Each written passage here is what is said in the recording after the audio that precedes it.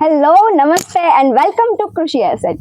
જે રીતે આપણે વાત કરી હતી કે આપણે એગ્રીકલ્ચર એન્ડ અલાઇન્સ સેક્ટર્સને એક્સપ્લોર કરી રહ્યા છીએ, જર્નીને કન્ટિન્યુ કરતા આજે આપણે આવ્યા છીએ મધુવંતી ઓર્ગેનિક ફાર્મ પર. બે કોલેજ સ્ટુડન્ટ્સે મળીને શરૂ કરેલ એક પહેલ એટલે મધુવંતી ઓર્ગેનિક ફાર્મ. સો આજે આપણી સાથે દીપ જાણસરિયા સર કે જે મધુવંતી ઓર્ગેનિક ફાર્મના ઓનર છે તે એઝ અ સ્પેશિયલ ગેસ્ટ આપણી સાથે ઉપસ્થિત છે. તો આપણે દીપ સરનું સ્વાગત કરીએ છીએ કૃષિ એસેટમાં અને તેમની પાસેથી જાણીએ કે તેમને કઈ રીતે આફ્ટર કોલેજ સ્ટાર્ટઅપ કરી અને બી કીપિંગ, મશરૂમ ગ્રોઈંગ તેમજ ઓર્ગેનિક ફાર્મ અને લેન્ડસ્કેપિંગનું એક ઇકોસિસ્ટમ તૈયાર કર્યું છે. તો સૌથી પહેલા આપણે દીપભાઈ પાસેથી જાણીએ કે કઈ રીતે તેમણે કોલેજ ખતમ કરી અને મધુવંતી ઓર્ગેનિક ફાર્મ સ્ટાર્ટ કર્યું. મારું નામ દીપ, હું એક હોર્ટિકલ્ચરિસ્ટ છું અને મેં હોર્ટિકલ્ચર પૂરું કર્યા પછી મેં સ્ટાર્ટિંગ જોબમાં સ્ટાર્ટ કર્યું હતું. ત્યારે હું લેન્ડસ્કેપમાં મહારાષ્ટ્રમાં હું એક આખો પ્રોજેક્ટ સંભાળતો. પછી એવો વિચાર આવ્યો, પછી લોકડાઉન આવ્યું અને પછી વિચાર આવ્યો કે આપણું ખુદનું પોતાનું જ આપણે એક સ્ટાર્ટઅપ કરીએ. તો પછી અમે લેન્ડસ્કેપથી કર્યું હતું. પછી લેન્ડસ્કેપમાં 2-3 પ્રોજેક્ટ કર્યા પછી અમને વિચાર આવ્યો કે હજી કંઈક આપણે નવું કરવું છે. પછી અમે મધમાખી ઉછેર કેન્દ્ર સ્ટાર્ટ કર્યું અને એમાં સારી રીતે અમે પ્રગતિ કરી અને પછી હવે અમે મશરૂમનું સ્ટાર્ટ કરેલું છે. મશરૂમમાં ઓયસ્ટર મશરૂમ અમે પ્રોડક્શન કરીએ છીએ અને તેને ડ્રાય કરી અને બધું બહાર જ સેલ કરીએ છીએ. ઓકે, તો જે રીતે તમે કીધું કે તમે મશરૂમ લેન્ડસ્કેપિંગથી સ્ટાર્ટ કર્યું ને પછી મશરૂમને બી કીપિંગ એ રીતે વધારતા ગયા, તો સ્ટાર્ટિંગમાં તમે કેટલા લોકોની ટીમ હતી? સ્ટાર્ટિંગમાં તો ટીમ નથી મારી, પણ જ્યારે હું કોઈ કામ પ્રોજેક્ટ હોય લેન્ડસ્કેપમાં તો ત્યાં લોકલમાં જ હું લેબર બધું ત્યાંથી જ અરેન્જમેન્ટ કરતો અને ત્યાં જ પ્રોજેક્ટ પૂરો થયા પછી જ્યાં મતલબ જે જગ્યાએ પ્રોજેક્ટ હોય ત્યાં લોકલમાંથી જ હું લેબર અરેન્જ કરતો. અચ્છા, મતલબ તમે એકલાએ આ રીતે લેબર્સ હાયર કરીને આખું કામ શરૂ કર્યું છે. તો સૌથી પહેલા તમે કીધું લેન્ડસ્કેપિંગ માટે કોન્ટ્રાક્ટ કઈ રીતે તમને મળેલો? કોન્ટ્રાક્ટ તો અમે મતલબ રિલેટિવ થ્રુ, પછી કોઈ માર્કેટમાં અમે બધે કોઈ કન્સ્ટ્રક્શનનું કામ ચાલુ હોય તો ત્યાં અમે બધે ફરતા, એવી રીતે ધીમે ધીમે નાના પ્રોજેક્ટથી અમે શરૂઆત કરેલી. પછી સ્ટાર્ટિંગ કરેલું અને તેમાંથી શીખતા જ અમે આગળ વધ્યા. ઓકે, અને કહેવાય છે કે લેન્ડસ્કેપિંગ જેને કરવું એના પાસે ડિઝાઇનિંગ સ્કિલ્સ સારી હોવી જોઈએ, તો તમારી પાસે પહેલેથી એ રીતે? મતલબ કોલેજમાં અમે જ્યારે કોલેજમાં હતા ત્યારે મતલબ લોન કઈ રીતે કરવી, ક્યાં પ્લાન્ટ ક્યાં સિલેક્ટ કરવા, ઇન્ડોર પ્લાન્ટ, આઉટડોર પ્લાન્ટ, બધું કોલેજમાં અમે જોડે એ બી શીખતા. અને પછી જ્યારે પ્રોજેક્ટ આપણી પાસે આવ્યો ત્યારે મતલબ ખબર પડી કે હવે શું આપણે કરવાનું. પછી ચાલુમાં જ અમે બધું શીખતા અને પ્રોજેક્ટ કમ્પ્લીટ કરતા. ઓકે, શું લેન્ડસ્કેપિંગ માટે તમે સ્ટુડન્ટ્સને કહેવા માંગશો કે સ્કોપ કઈ રીતના છે? લેન્ડસ્કેપનો સ્કોપ હાલમાં ખૂબ સારો છે, કેમ કે હવે જે કોઈ એપાર્ટમેન્ટ કોઈ પણ ઇન્ડસ્ટ્રીમાં લેન્ડસ્કેપ ફરજિયાત છે. એટલે લેન્ડસ્કેપનો સ્કોપ સારો છે અને અત્યારે કોઈ પણ લોકો ગ્રીનરી તરફ આગળ વધી રહ્યા છે. And I think right now days ફેક્ટરીઝમાં એમ છે કે 25% લેન્ડમાં તમારે ગ્રીન બેલ્ટ હોવો છે. 20-25% ગ્રીન લેન્ડસ્કેપ હોવું જ જોઈએ છે. ઓકે, સો નવા જે રિસોર્ટ્સ બને છે ફેક્ટરીઝમાં પણ અને રેસિડેન્સી એરિયામાં પણ લેન્ડસ્કેપના સ્કોપ બધી જ જગ્યાએ છે. Okay, so come on the mushroom તમે કઈ રીતે સ્ટાર્ટ કર્યું, વિચાર કઈ રીતે આવ્યો? મશરૂમમાં જ્યારે એકવાર હું માર્કેટમાં ગયો ત્યારે મતલબ મેં મશરૂમનું પહેલાં હું જાણતો નહોતો. પછી ત્યારે મેં જોયું, પછી એનું મેં ઓનલાઈન બધું રિસર્ચ કર્યું કે મશરૂમ કઈ રીતે થાય છે ને ક્યાં યુઝ થાય છે. પછી એમાં ઘણા બધા એના બેનિફિટ્સ હતા. તો પછી વિચાર્યું કે આપણે મશરૂમનું એક સ્ટાર્ટઅપ કરીએ નાના સ્કેલ પરથી. પણ ત્યારે માર્કેટનું અમે બધું રિસર્ચ કર્યું, પછી ઘણા ફાર્મ હતા એના વિઝિટ કર્યા. 2 જગ્યાએ મેં આઉટ ઓફ ગુજરાતમાં બહાર બધે મેં ટ્રેનિંગ લીધી. પછી વિચાર્યું કે હવે આપણે સ્ટાર્ટ કરીએ અને જોડે અમે માર્કેટ પણ ગોતી લીધું હતું. પણ મતલબ મેઇન ગુજરાતમાં પ્રોબ્લેમ એ છે કે લોકો મશરૂમને જાણતા નથી અને તેના બેનિફિટ શું છે એ લોકોને ખ્યાલ નથી, એટલે એ લોકો કરી નથી શકતા. અને માર્કેટનું કોઈ ખેડૂત કરે તો એની પાસે એટલું નોલેજ ના હોય કે એ લોકો માર્કેટનું રિસર્ચ કરી શકે. પ્રોબ્લેમ મશરૂમમાં એ છે કે એ સેલ નથી થઈ શકતા ફાર્મર્સથી. ઓકે, સો કોઈ સ્ટુડન્ટ અત્યારે જોતા હોય ને વિચારે કે મારે આફ્ટર કોલેજ મશરૂમ ગ્રોઈંગનું કરવું છે, તો આપણે એક પ્રોસિજર સ્ટેપ બાય સ્ટેપ તમે એને આપી શકો કે આ રીતે? મતલબ ઘણા સ્ટુડન્ટના ડેઈલી મને કોલ આવે, પણ હું સ્ટુડન્ટ અમે અહીંયા ફાર્મ પર ટ્રેનિંગ પણ આપીએ છીએ અને સ્ટુડન્ટને પણ હું એ જ કહું છું કે તમે પહેલા માર્કેટનું રિસર્ચ કરો, કેમ કે ઘણા ખેડૂતે 5-10 લાખ આમાં નાખી અને પછી ફાર્મ એ લોકોએ નુકસાની કરીને બંધ કરી દીધા. એટલે સ્ટાર્ટિંગ જો એ લોકોનું માર્કેટ એની પાસે હોય તો એને મશરૂમ ગ્રો કરવામાં હું પૂરેપૂરી હેલ્પ કરીશ. ઓકે, મશરૂમ ઘણા પ્રકારના હોય છે, તો તમે કયું મશરૂમ અહીંયા? અમે ઓયસ્ટર મશરૂમ કરીએ છીએ, જે ફ્રેશ અને ડ્રાય બંને આપણે સેલ કરી શકીએ. બીજા ગુજરાતમાં ઓયસ્ટર મશરૂમની એટલી રિક્વાયરમેન્ટ નથી, પણ શું કે ડ્રાય કરી અને આઉટ ઓફ સ્ટેટમાં આપણે સેલ કરી શકીએ. બીજા નોર્થના સ્ટેટ છે ત્યાં બધે શું કે સારું એ લોકો યુઝ કરે છે મશરૂમને. આપણે ગ્રો કરવા માટે મેન્ટેનન્સમાં કઈ કઈ વસ્તુ ગ્રો કરવા માટે એક તો જે સ્ટેરિલાઇઝ કરવામાં જે સોયાબીન અથવા તો પેડી સ્ટ્રો છે, વી સ્ટ્રો છે, એનો યુઝ કરી શકીએ. અને આપણા જે સૌરાષ્ટ્રમાં એક એ સારું છે કે આપણે એનું વાવેતર ખુદ આપણે કરીએ છીએ. બાકી જે આઉટ ઓફ સ્ટેટમાં જે લોકો કરે છે મશરૂમ, એ લોકો બહારથી વેચાતું લઈને સેલ મતલબ પ્રોડક્શન કરે છે. એટલે આપણે એટલો ખર્ચ ઓછો થઈ જાય. અને વાત છે બીજી સ્પોનની, તો સ્પોનનો એટલો ખર્ચો નથી. તમે 1 કિલો 110 130 ની આજુબાજુમાં તમને સારામાં સારું મળી રહે. ઓકે. અને 1 કિલો જે આપણે સ્પોન્જ લઈએ એનાથી કેટલા એરિયામાં કેટલું પ્રોડક્શન લઈ શકીએ? 1 કિલો સ્પોનમાં છે ને 1 બેગમાં આપણે 100 ગ્રામ જેવું આપણે યુઝ કરી શકીએ. એટલે 1 કિલોમાંથી આપણે 10 બેગ જેવી ભરાય. હવે એ 10 બેગમાંથી 1 કિલો ઉપર જ આપણને પ્રોડક્શન મળે ફ્રેશ. એટલે 1 કિલો ફ્રેશ મતલબ ઓયસ્ટર મશરૂમ હોય તો એમાં ડ્રાય કરીએ એટલે 100 થી 150 ગ્રામ જેવું ડ્રાય આપણને મળે. ઓકે. એટલે એવરેજ આપણે માની લઈએ કે સ્ટ્રક્ચરનો કોસ્ટ અત્યારે ના લઈએ, કોઈ એક નાના રૂમ પરથી પણ સ્ટાર્ટ કરવા માંગે તો એને રો મટીરિયલ આપણે જે સ્પોન્જ લઈ આવીએ છીએ મશરૂમ ગ્રો કરવા માટે, એનો ખર્ચ અંદાજે કેટલો આવશે? જો રૂમમાં સ્ટાર્ટ કરવું હોય તો 15-20 હજારમાં આરામથી સ્ટાર્ટ કરી શકે. ઓકે. 15-20 હજાર. 15-20 હજારમાં. પણ મેઇન છે કે તમારે જો માર્કેટ એક્સપ્લોર કરવું હોય કે ક્યાં વેચાશે તો પેલા એટલું શરૂઆત એટલે એ લોકો શું કે નાના સ્કેલ પર ચાલુ કરે એટલે તેને ક્યાં પ્રોબ્લેમ આવે છે, કેમ કે મશરૂમમાં ઘણા બધા પ્રોબ્લેમ આવે. એટલે એ લોકોને પ્રોબ્લેમનો ખ્યાલ આવી જાય અને માર્કેટમાં કઈ રીતે ડિમાન્ડ છે એનો તેને ખ્યાલ આવી જાય. કેમ કે મશરૂમ એક ફૂગ જ છે, બીજી ફૂગનો એમાં એટેક થઈ જાય તો આ મશરૂમ ગ્રો થવામાં પ્રોબ્લેમ આવે. ઓકે. એટલા માટે ઘણા મતલબ ધ્યાન રાખવું પડે કે બીજી ફંગસનો એટેક ના થઈ જાય, એ રીતે કન્ટામિનેશન ના આવી જાય. મશરૂમમાં આપણે કોઈ સીઝનનું ધ્યાન રાખવું પડે છે કે બધી? મશરૂમ છે ને આખા વર્ષમાં આપણે લઈ શકીએ, ત્યારે ડ્રાય કરી શકીએ. એક ઉનાળામાં આપણને ડ્રાય કરવામાં અથવા તો ત્યારે ટેમ્પરેચર વધુ હોય એટલે ત્યારે ટેમ્પરેચરનો એક પ્રોબ્લેમ આવે. મશરૂમમાં ઓયસ્ટર મશરૂમમાં શું કે 22-24 થી લઈને 28 ટેમ્પરેચર સુધીનું ચાલે. ઓકે. હા. અને ટેમ્પરેચર આપણે કંટ્રોલ કરવું હોય તો? અમે ફોગર સિસ્ટમ યુઝ કરીએ છીએ. બાકી હ્યુમિડિટી નાના જે ઘરમાં કરતા હોય નાના સ્કેલ પર તો હ્યુમિડિટીફાયરનો યુઝ કરી શકે. અને ઘરમાં એટલું ટેમ્પરેચરનું પણ ના હોય એટલે હ્યુમિડિટીફાયર ચાલે. ફાર્મ છે પાછળ તે 2400 સ્ક્વેર ફૂટમાં છે, એટલે અંદાજે 5000 બેગનું પૂરું ફાર્મ છે. તો ત્યાં અમારે હ્યુમિડિટીનો મતલબ મેન્ટેન કરવા માટે હ્યુમિડિટીફાયરનો યુઝ અમે ના કરી શકીએ, એટલે અમારે ફોગર સિસ્ટમ યુઝ કરેલી છે. ઓકે. અને તમને ફર્સ્ટ ટાઈમ તમે જ્યારે મશરૂમ ગ્રો કર્યું તો ફર્સ્ટ ટાઈમનું કેટલું પ્રોફિટ મળ્યું હતું, કેટલું સેલ થયું હતું? ફર્સ્ટ ટાઈમ પ્રોફિટમાં તો શું કે બીજી ડિસીઝ પણ આવી ગઈ હતી, બીજી કન્ટામિનેશન. એટલે ત્યારે મતલબ ખર્ચો અમારે નીકળી ગયો હતો બધું મશરૂમ. ઓકે. હા. સો હાઈએસ્ટ પ્રોફિટ કેટલો ગયો છે અત્યાર સુધીમાં મશરૂમ? હાઈએસ્ટ અમે એક સિઝનમાં અમે 350 થી 400 કિલોનું પ્રોડક્શન કરીએ ડ્રાય મશરૂમ. એટલે એક મશરૂમ અત્યારે માર્કેટમાં જો જોઈએ તો 500 થી લઈને 700 સુધીનું સેલ થાય છે. પછી ફ્રેશમાં વધારે પ્રોફિટ મળે, પણ આપણે ગુજરાતમાં એટલું રિક્વાયરમેન્ટ નથી કે લોકો ફ્રેશ સેલ કરી શકે. એક સિઝનમાં 2 થી 2.5 લાખ જેટલું પ્રોફિટ મળી જાય. ઓકે. તો તમે લોકોને રેકમેન્ડ કરશો કે મશરૂમ ગ્રો કરવું જોઈએ કે? મશરૂમના આપણા બોડીમાં ઘણા બેનિફિટ છે. આપણે ખુદ એનો યુઝ પહેલા તો કરવો પડે, પછી આપણને ખ્યાલ આવે કે તેના શું બેનિફિટ છે, તો આપણે લોકોને કહી શકીએ કે આના આ બેનિફિટ છે. માર્કેટમાં આપણે સેલ કરવા જઈએ તો ત્યારે આપણે કહી શકીએ લોકોને કે આના બેનિફિટ છે. હા. મેઇનલી લોકોને એ જ નથી ખબર કે મશરૂમ થી આપણને હેલ્થને શું બેનિફિટ થઈ શકે, તો તમે થોડુંક એના વિશે.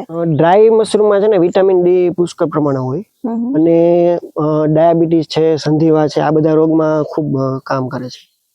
હા. મહિનાના 2-2.5 લાખ સાંભળીને સ્ટાર્ટ કરી દીધું મશરૂમ ગ્રોઈંગ, બટ એમાં ઘણા બધા પ્રોબ્લેમ્સ પણ આવતા હોય. જ્યારે મશરૂમ પ્રોડક્શન ચાલુ હોય ત્યારે મતલબ આપણે કોઈ મતલબ લેબર કે આપણે કોઈ ફાર્મમાં આપણે અંદર એ રીતે કામ કરતા હોય તેમાં ઘણા બધું ધ્યાન રાખવું પડે, કેમ કે તેના મશરૂમમાંથી સ્પોર રિલીઝ થાય, એનાથી આપણા બોડીમાં ઘણું બધું આપણે નુકસાન થાય. એમાંથી શરદી, ઉધરસ, તાવ આવવાના ચાન્સીસ રહે જ છે. મશરૂમ ગ્રોઈંગ કરવા માટે ગવર્મેન્ટની કોઈ સબસિડી? ગવર્મેન્ટની સબસિડી છે, પણ એ શું કે તમે તેના સ્પોન બનાવવા માટે જે લેબ તૈયાર કરો એમાં ગવર્મેન્ટની સબસિડી છે. ઓકે. સ્પોન તૈયાર કરવા માટે, લેબ માટે. હવે આપણે મધમાખી ઉછેર કેન્દ્રની વાત કરી, સો તમે એ ક્યારે સ્ટાર્ટ કર્યું? મશરૂમની સાથે જ કે પાછળથી? નહીં, મશરૂમ પહેલા અમે મધમાખી ઉછેર કેન્દ્ર સ્ટાર્ટ કરેલું. તેમાં અમે 30 પેટીથી અમે સ્ટાર્ટઅપ કરેલું. અચ્છા. એ તમે ક્યાંય જોઈને આવ્યા હતા કે તમારા માઇન્ડમાં કઈ રીતે ક્લિક? મધમાખીનું શું કે આપણા ગુજરાતમાં ઘણી જગ્યાએ થાય છે, એટલે ઘણી જગ્યાએ જોયું છે. જ્યારે કોલેજમાં હતા ત્યારે પણ જાણતા, કોલેજમાં ત્યાં લોકો પ્રોફેસર પેટીઓ રાખતા. પછી અમે પછી ટ્રેનિંગ લીધી જુનાગઢ યુનિવર્સિટીમાં, અને પછી અમે સ્ટાર્ટ કરેલું. સો મતલબ મશરૂમ હોય કે બી કીપિંગ હોય, કોઈ પણ કામ કરીએ પહેલા તમે રેકમેન્ડ કરશો કે ટ્રેનિંગ લ્યો, શીખો અને પછી કોઈ પણ રીતનું સ્ટાર્ટઅપ કોઈ પણ લાઈનમાં પ્રોફિટ જોઈને ડાયરેક્ટ તો આગળ ના વધી શકાય, તો પછી નુકસાન જ થાય. કેમ કે ટ્રેનિંગ લ્યો, સમજો માર્કેટમાં શું ડિમાન્ડ છે, અત્યારે તો સ્ટાર્ટ કરીએ, ફ્યુચરમાં કેવી ડિમાન્ડ છે એ બધું જોઈને પછી આપણે સ્ટાર્ટ કરવું પડે. ઓકે, તો તમે સ્ટાર્ટિંગમાં 30 બોક્સ રાખ્યા હતા? અમે 30 બોક્સ થી સ્ટાર્ટ કરેલું, તેમાંથી અમારે 12 બોક્સ તો અમારે ફેલ ગયા હતા સ્ટાર્ટિંગમાં. કઈ રીતે? ત્યારે મતલબ કે કોઈ ફાર્મ વાળા કોઈ ખેડૂતો માનો કે કોઈ ફર્ટિલાઇઝર કોઈ દવા કે છાંટેલી હોય પેસ્ટિસાઇડ, તેમાંથી ઘણી માખીઓ મરી જાય, અથવા તો સરખાઈ પેટી ચેક ના કરેલી હોય, રાણી માખી છે ક્વીન બી છે કે નહીં, તો પણ પેટીઓ ફેલ થઈ જતી હોય, અથવા તો તેના એરિયામાં સુટેબલ ના આવે તો એ બીજા એરિયામાં જતી રહે. ઓકે, હા, તો એના લીધે પેલી 12 પેટી ફેલ? 12 પેટી અમારે ફેલ ગઈ હતી. અચ્છા, પછી જે વધેલી હતી એને તમે કઈ રીતે મેનેજ? પછી એમાંથી જ્યારે સીઝન હોય, શિયાળામાં ફ્લાવરિંગની સીઝન કોઈ પણ પાકમાં, ત્યારે મતલબ અમે નવી પેટીઓમાંથી બનાવતા અને રાણી માખીઓ એમાંથી અમે જાતે જ અમે તૈયાર કરતા. બાકી રાણી માખીઓ માર્કેટમાં પણ સેલ થાય છે, પણ અમે જાતે જ અમે તૈયાર કરતા. અચ્છા, ઓકે.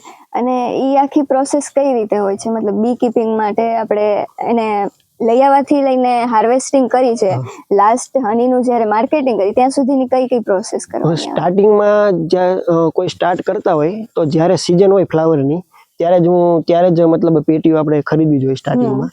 કેમ કે ઓફ સિઝનમાં એ લોકોને અમારે શું કે પેટી ખાલી સાચવવાની હોય, ત્યારે પ્રોડક્શન ના મળતું હોય, સામે માખીઓને ખોરાક આપવો પડતો હોય. ઓફ સિઝન મતલબ મેઇનલી વિન્ટરમાં પ્રોડક્શન મળે? વિન્ટર ને સમરમાં મતલબ એન્ડમાં પછી સિઝન ના મળે. સમરમાં આપણે જે સૌરાષ્ટ્રમાં તલનું વાવેતર થાય તેમાંથી અમે બે વાર અમે મધ ઉત્પાદન કરીએ છીએ.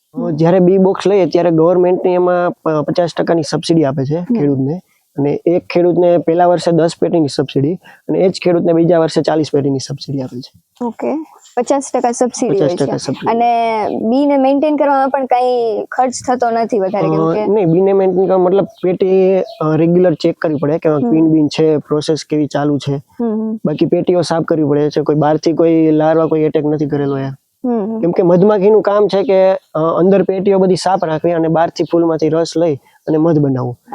હાર્વેસ્ટિંગ માટે ક્યારે આપણને આઈડિયા આવે કે હવે હની હાર્વેસ્ટ માટે તૈયાર છે કે નહીં? જ્યારે પેટીઓ ચેક કરીએ ત્યારે આપણને આઈડિયા આવી જાય. એમાં શું કે જ્યારે મધ કલેક્ટ થઈ જાય, કમ્પ્લીટ મધમાખીઓ તૈયાર કરી દે, પછી એના ઉપર એ લોકો મીણથી પેક કરી દે, સીલ પેક કરી દે, અને પછી જ્યારે પેક કરેલું હોય એ મધ આખું કમ્પ્લીટ હોય, અને જે એના સેલમાં જે મધ ખાલી હોય, જે મતલબ ખુલ્લા હોય, એમાં કાચું મધ હોય, પાણીનો ભાગ હોય, એ પછી મધમાખીઓ તેના પાકથી હલાવી અને પાણીનો ભાગ બહાર કાઢે, પછી એ લોકો પેક કરે. મતલબ સ્ટોર જે મધમાખીઓ પોતાનો સ્ટોર કરે એ લોકો આપણે પ્રોડક્શન તેનું સમજીએ. ઓકે, હા.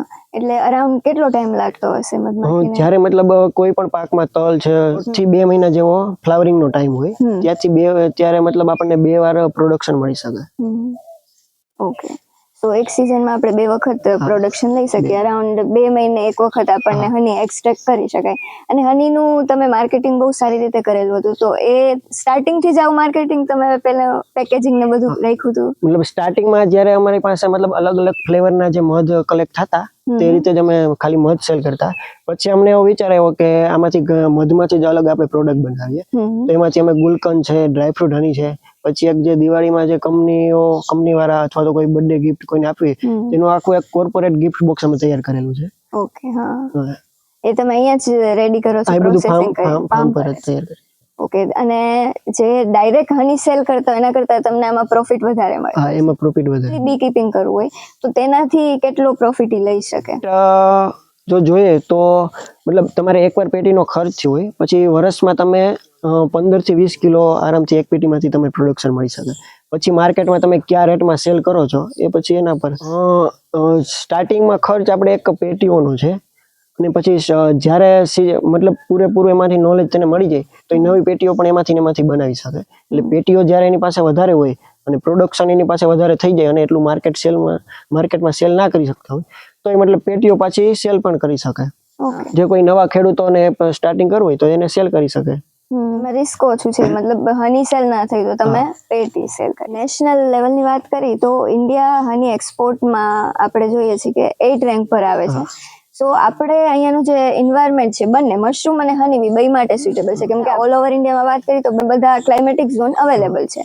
તો ક્યાંક ને ક્યાંક આપણે તોય મશરૂમ અને બી કીપિંગ બેમાં હજી પાછળ છીએ, મતલબ આપણી જેટલી પોટેન્શિયલ છે પ્રોડક્શન લેવાનું એટલું નથી લઈ શકતા. ઘણા સ્ટુડન્ટ્સ એવા હોય છે કે જે આફ્ટર કોલેજ વિચારતા હોય કે લાઈક કોઈ ઓપ્શન નથી, સ્કોપ નથી. સ્પેશિયલી એગ્રીકલ્ચર હોર્ટિકલ્ચર સ્ટુડન્ટ્સને એવું લાગતું હોય કે આફ્ટર કોલેજ અમારી પાસે કંઈ સ્કોપ નથી. સો દીપભાઈને જોઈને આપણે ઇન્સ્પિરેશન લઈ શકીએ કે આફ્ટર કોલેજ પણ ડાયરેક્ટ ફાર્મ પર આ રીતનું સ્ટાર્ટઅપ કરીને આપણે સારું એવું પ્રોડક્શન લઈને અને પ્રોફિટ પણ શીખીને લઈ શકાય છે. પ્રોડક્શનની વાત કરી, હવે હની અને મશરૂમ બંનેનું માર્કેટિંગ તમે કઈ જગ્યાએ કરો છો અને કઈ રીતે?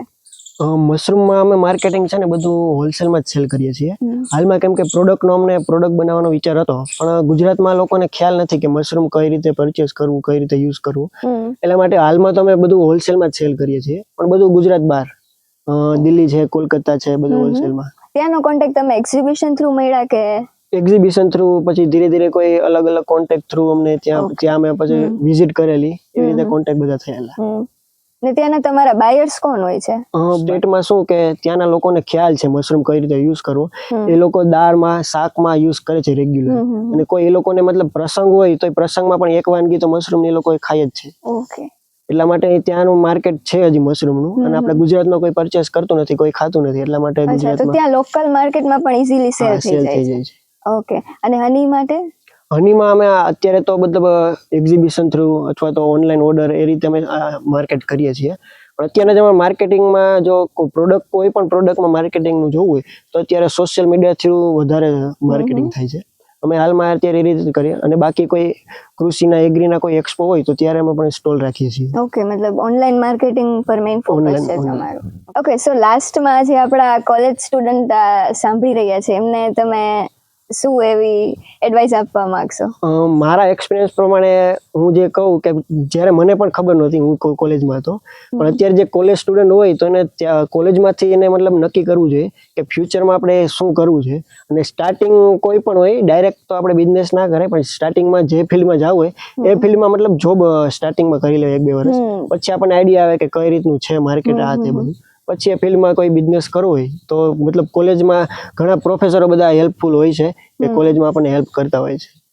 હા, ઓકે. તો જે રીતે તમે પહેલા લેન્ડસ્કેપિંગમાં જોબ કરીને પછી તમે ફિલ્ડમાં આવ્યા, એ રીતે સ્ટુડન્ટ્સે પહેલા પોતાનું ફિલ્ડ ડિસાઇડ કરી અને તેમાં જોબ પ્રિફર કરવી અને પછી સ્ટાર્ટઅપમાં ઉતરવું જોઈએ. કે જે રીતે તમે અત્યારે કોલેજમાં છો, તમે આ રીતનું સ્ટાર્ટઅપ કરેલું છે, તો એ રીતે કોલેજમાંથી સ્ટાર્ટઅપ કરી લે ધીમે ધીમે, તો એ લોકોને આગળ મતલબ જે પ્રોબ્લેમ આવતા હોય તે પ્રોબ્લેમ કોલેજમાં જ સોલ્વ થઈ જાય, પાછળથી કોઈ પ્રોબ્લેમ ના આવે. હા, કેમ કે યુનિવર્સિટીમાં તમારી પાસે એક ઇકોસિસ્ટમ છે, એક નેટવર્ક તમારી પાસે છે કે તમારા પ્રોબ્લેમ્સનું સોલ્યુશન ત્યાં આવી શકે. ત્યાંથી નવા આપણને કોન્ટેક્ટ મળી શકે. ઘણા એક્ઝિબિશન લોકો કરતા હોય કોલેજમાં પણ, ઘણા ત્યાંથી નવા કોન્ટેક્ટ મળી શકે. તો આ ઇન્ફોર્મેટિવ વિડીયો બદલ આપણે દીપભાઈને થેન્ક યુ કહેશું કે તમે તમારો વેલ્યુએબલ ટાઈમ અમને આપ્યો, અમારી ઓડિયન્સને આપ્યો. અમે દીપ જાણસરિયા સરની લિંક્ડઇન પ્રોફાઇલ કે જે ડિસ્ક્રિપ્શનમાં લિંક એડ કરીએ છીએ, ત્યાં જઈને તેમના વધારે મશરૂમ અને બી કીપિંગના વર્કને જોઈ શકો છો. તો અમે આ જ રીતના એક્સપ્લોર કરતા એગ્રીકલ્ચર અને અલાઇન્ડ સેક્ટરના ઇન્ફોર્મેટિવ વિડીયોઝ તમારા સુધી લાવતા રહીશું. તો બની રહો કૃષિ એસેટ પર. થેન્ક યુ, ધન્યવાદ.